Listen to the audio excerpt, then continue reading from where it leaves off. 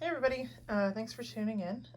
This week I wanted to go over something a little bit different. So I'm gonna explain some of the most common tools I use, and this way we can build like a little bit of a reference section. So each video I'm not having to go over, how to case stuff, how to do swivel knife cuts, how to do everything for like each tool long video. So we'll start at the beginning. This is the tool I definitely use the most of. This is my little maul.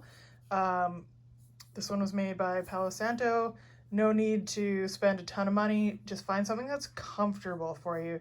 This has a nice smooth wood handle. Personally, I also like to hold mine. It fits in the palm of my little small hands here. And I find that just kind of gives me more control when I'm tapping out on tooling stamps.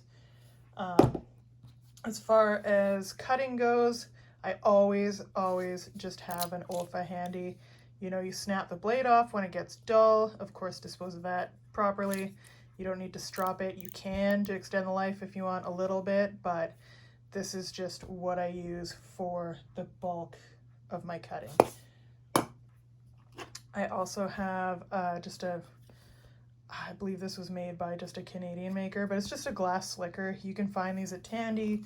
But Barry King makes them. Again, I'm not like a big proponent of spending a ton of money on basic tools.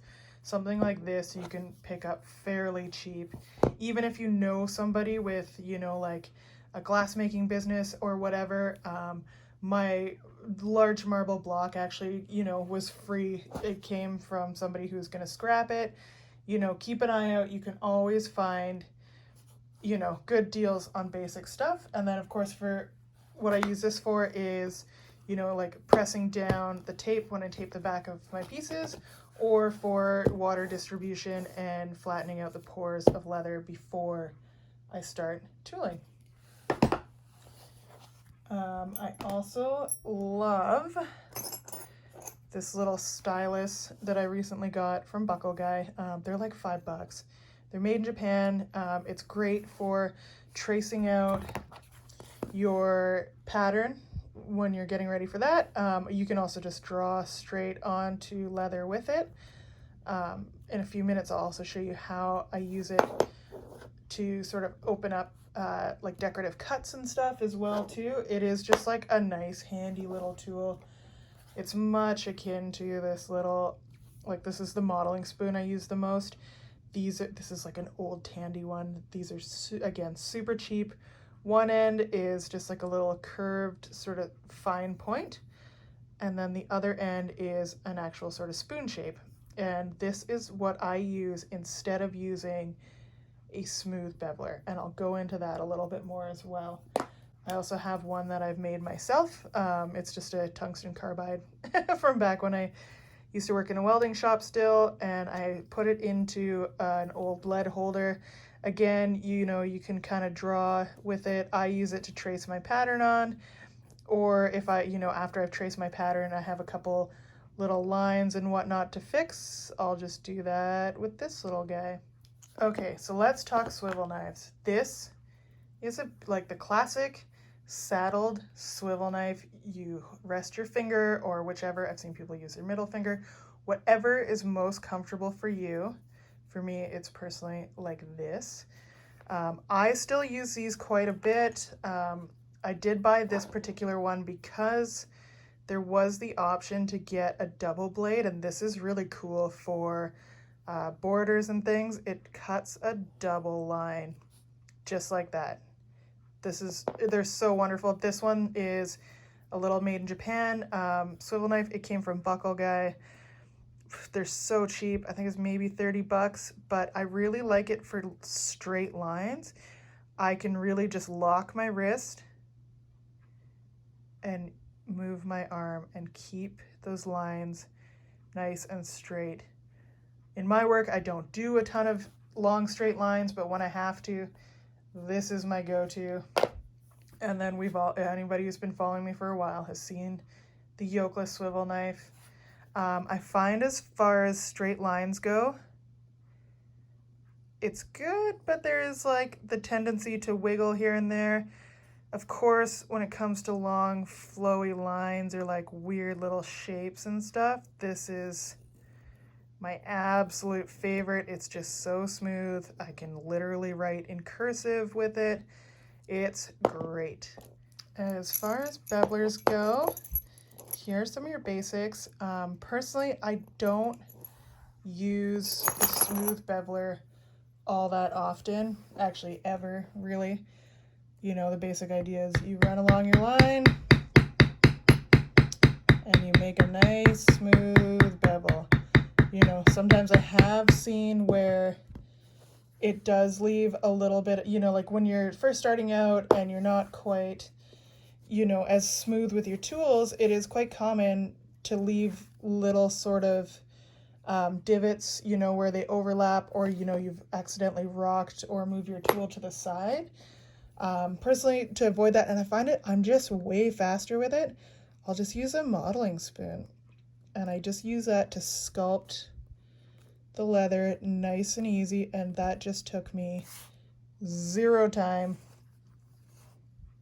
to get this almost the same effect. This is definitely a little bit softer.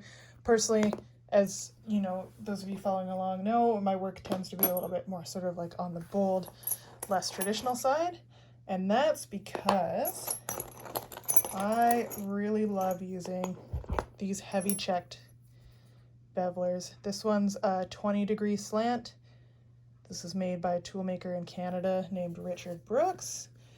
I just found these just, you know, searching online.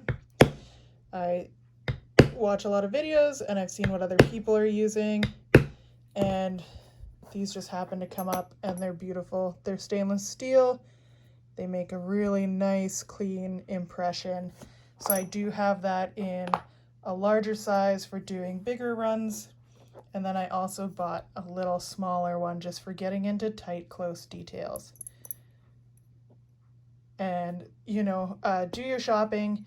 I know Barry King makes everything out of stainless. So if you find another tool maker that works in the same material, these I think ran me maybe 35 bucks a piece, whereas Barry King's are maybe around 45 to 50. So it pays to shop around a little bit, you know, not to speak ill of Barry King or any of the sort of bigger tool makers. I just know money is an issue for myself, so I like to try to find really good lower priced alternatives. And so from the same tool maker, I also have these like nice little striped ones, which I definitely showed in last week's rose video.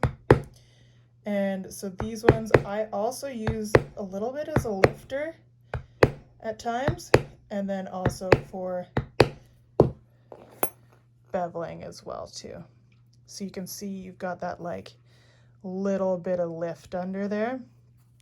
And again, it's much like sculpting. The more you work at it, the more details and things that are going to come out in your piece. And from there we go into the Pear Shaders. And so these come in a few different textures. I don't personally have a checkered one myself. I do use the smooth ones quite a lot. And I do, as you saw last week, also really enjoy the striped ones. But yeah, these are just great for creating texture and dimension within your projects. Of course, the smooth ones are going to, just as they suggest, they're nice and smooth. You're not getting any of those lines. You can really use it to create a lot of really interesting dimension and depth. And this one I pulled is a prime example of why you do not use metal hammers on metal tools. This I had taken to the welding shop a long time ago. You can see the front's a little bit beat up. I like this because it does make kind of for like an interesting sort of texture and look in the leather now. But I used to use this to smooth out bronze.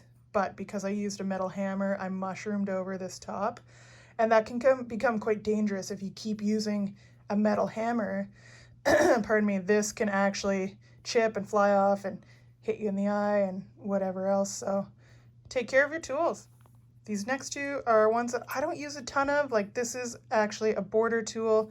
So, you know, you would go around the outside of something like a coaster or a belt or what have you, and you would build a little bit of a border. Very cool effects. I've seen some people use these for some other really awesome stuff. Something I'm definitely working on exploring. As I've said, like I'm still fairly new at this, so I'm still kind of learning the ropes, figuring out what I like to use. This is called a veiner. In our last video, you would have seen I like to use this to texture leaves and things, but again, definitely not something I use very often. Another very commonly used shape is called a Mules Foot. That is used a lot in sort of Western and floral carving. It does make for some really cool details. I've used it for, you know, like scales and things like that as well. Something when you're just starting out is, you know, just get a few stamps. There's a really great book Tandy sells called The Lucky 7, and it gives you the 7 most basic tools that are used in like figure, floral, and decorative carving. And that's a resource I really leaned into when I first started to just kind of figure out what everything was, what its use was for. And yeah, like the thing I have found the most helpful is just keep little scraps. These were going to be coasters, but I've decided just to use them today. But mess around on scraps. You don't necessarily have to have a finished project in mind every time you sit down to do this. So, you know, by messing around, by punching different, you know, little shapes and messing around with your swivel knife, it's only going to help you in the long run. These are probably some of my favorite stamps. These are what I use for backgrounders. So these guys here are quite textured. This one is sort of like a little bubbly effect, and then there's also more of, it's called like a fiberglass. And so I like to put this into the background of pieces. It just really makes your subject pop out. It makes for an interesting background, but then anything that's sort of in the foreground is kind of pushed towards you. There's also these little fun ones I picked up recently that I haven't had a chance to really try out quite yet, but there's sort of like a little pebbly, it's almost like a little bit of a leopard print sort of background, and this is the little bubble. Some of them can be a little bit difficult to blend, like when you get the overlap, I'll do on purpose here. When you get overlap on the bubbly guys, it, you know, you can see there's little cuts and whatever where it's overlapped from the one previous. Not my favorite to work with, but it does look really cool when you get the hang of it. It also comes in different shapes and sizes too, so it's not necessarily always that large. And then this is the basic, it's just like a matting stamp, so it's just going to push down that leather in an interesting sort of textured way. Some other stamps I use quite often are just these little circular ones. I think they just leave like a nice sort of punctuation or detail within your piece or pattern. Like I have, if any of you follow me on Instagram, been getting into floral stamping and stuff a lot lately. So adding this as sort of like a little bit of a background also looks really cool. Yeah, and then we get into kind of just decorative stamping. Like this is like super easy to use, and they're available pretty much everywhere. You can find these online. Super cheap now. There's a lot of places that make them. I've also gotten into a little bit of like floral building. So with something like this is a petal stamp. What I like to do is I kind of half press it in just to make sure I have the space for the actual flower and that they are all kind of lined up. Oops. Before I go ahead and make my final impressions. Obviously, I'm not doing this on a marble block like I should be. This is a real do as I say, not as I do. This is a wood table and a cutting mat, so it allows the leather to spring back quite a lot. If you do it on a marble block, it keeps it nice and solid, so you'll get a way better stamp impression. This is just for, you know, show and tell, just to see how I can use some of the different stamps I wanted to show you today. But, so this is just, like I said, this is just a basic overview of some of my favorite tools that I use regularly when it comes to tooling and stamping. Again, this is all personal preference. I know this video is a little bit different from last week. I just want to also build some good resources that you can look back on, so we're not having to add all of the steps in the beginning of videos. I know last week's was a little bit long, so I do thank everybody who tuned in and watched and tooled along. Next week, I'm going to probably be going over leather selection and preparation for tooling.